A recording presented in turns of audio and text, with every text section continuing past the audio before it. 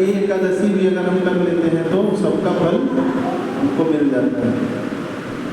लेकिन ये कठिन है थोड़ा सा, इसको निर्जला एकादशी कहते हैं। निर्जला मतलब बिना जल के।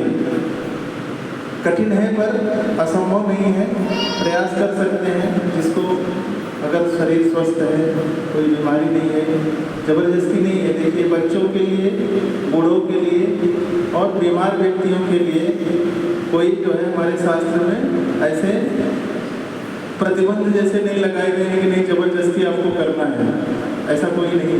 शास्त्र हमारा पूरा ऐसा बताता है कि कोई अगर बच्चा है छोटा, उसके लिए कोई इतना बड़ा नियम कानून नहीं लगता। कोई बूढ़ा व्यक्ति है, उसके लिए कोई नियम कानून इतना नहीं लगता। और कोई बीमार व्यक्ति है, उसके लिए भी कोई नियम कानून ऐसा नहीं लगता।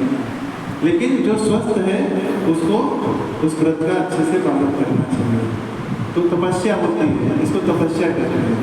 तो तपस्या से क्या होता है, भगवान प्रसन्न होते हैं।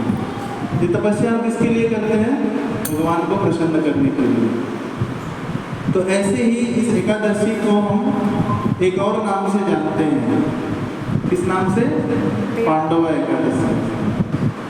ये पांडवा एकादशी नाम कैसे पड़ा इसका, इसके बारे में हम थोड़ा सा आज चर्चा करेंगे और इस एकादशी तिथि के महत्व को हम जानेंगे।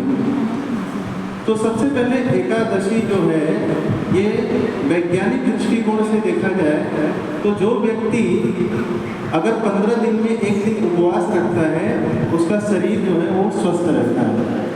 विज्ञान भी इस बात को मानता है, क्योंकि हमारा शरीर जो है क्या है, एक तरह का मशीन है। हमारे जो पाचन शक्ति है वो पचाने के लिए जो भी हम भोजन खाते हैं वो क्या करता है, उसको पचाने के लिए काम करता है वो।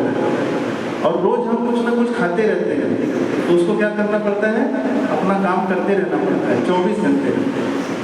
अभी ये फैन है, अगर आप 24 घंटे ऑन करके रखेंगे तो ये हीट हो जाता है पूरा, ये गर्म हो जाता है, फिर इसका स्पीड बहुत कम हो जाता है।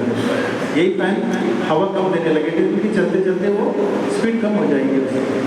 तो ये मशीन में जो हमारे सेल्स होते हैं, जो बायोलॉजी के स्टूडेंट्स हैं उनको पता होगा, वो सेल्स जो है वो एक्टिव हैं, वो गिने हुए सेल्स हैं हमारे शरीर में।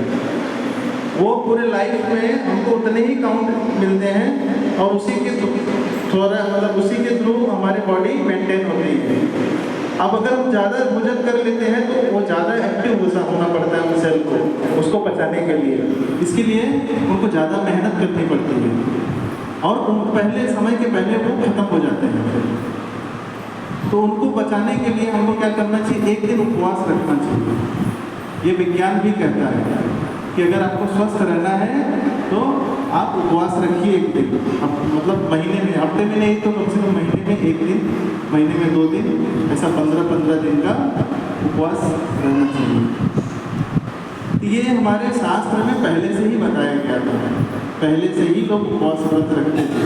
ये विज्ञान उस पर रिसर्च करने के बाद ये बता रहा है, ये वास्तव में हमारे स्वास्थ्य के लिए अच्छा है। इसीलिए कुछ लोग क्या करते हैं, डाइट रखते हैं। आज मैं कुछ नहीं खाऊंगा, आज मैं सिर्फ फ्रूट खाऊंगा, आज मैं सिर्फ दूध पीऊंगा।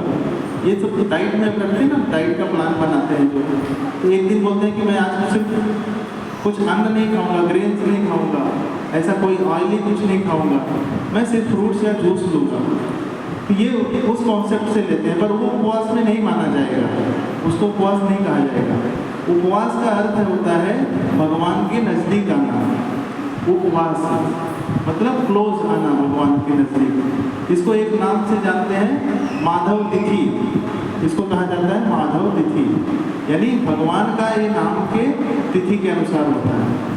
जैसे हर एक देवी देवताओं का अपना अपना तिथि होता है।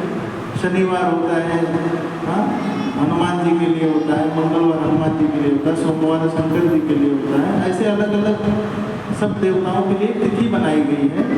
ऐसे ही भगवान श्री कृष्ण के लिए ये तिथि है माधव तिथि, इसको कहा जाता है, और इसका नाम है एकादशी।